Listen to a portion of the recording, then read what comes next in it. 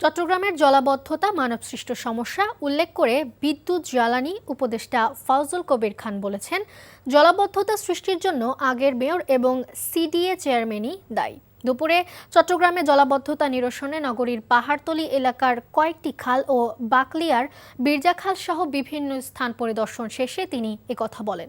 এ সময় city mayor doctor Shahadat Hossain, CDA chairman প্রকৌশলী নুরুল করিম, মহানগর জামায়াতে ইসলামীর আমির শাহজাহান চৌধুরী উপস্থিত ছিলেন।